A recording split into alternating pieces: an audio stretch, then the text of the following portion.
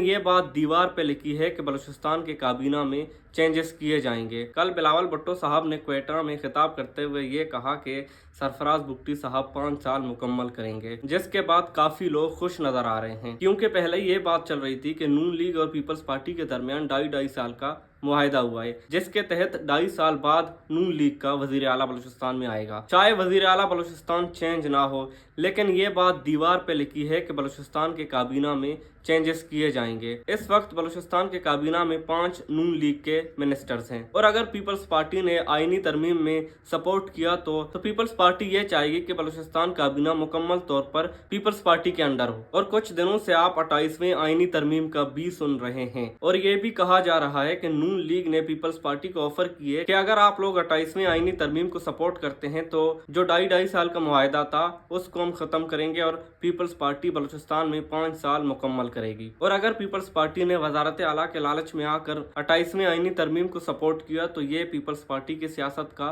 खात्मा होगा, क्योंकि जिस 18वें आईनी तरमीम को पीपल्स पार्टी अपने सर का ताज समझती है, 28वें आईनी तरमीम में उसको तब्दील किए जाने के भी अफवाह हैं। और अगर 18वीं आईनी तरमीम में तब्दीलियां की गई तो पीपल्स पार्टी MQM की तरह एक स्टेपनी बनकर रह जाएगी, क्योंकि अब पीपल्स पार्टी को भी यह पता है कि पीपल्स पार्टी अब वफाकी जमात नहीं रही। पीपल्स पार्टी का मजबूत किला सिंध है, और 28वीं तरमीम के बाद पीपल्स पार्टी के पास वो भी नहीं रहेगी। और 28वीं तरमीम से अगर किसी को फायदा होगा तो वो नून लीग है, क्योंकि नून लीग को ये बात बखूबी मालूम है कि एस्टेब्लिशमेंट ने एक बार एक्सपीरियंस किया था पंजाब से उनको निकाल कर, जिसकी वजह से पाकिस्तान में पॉलिटिकल अनरेस्ट आया, इकोनॉमिकल अनरेस्ट आया। और अब एस्टेब्लिशमेंट बिल्कुल भी ऐसा नहीं करेगी कि नून लीग को पंजाब से निकाल दे।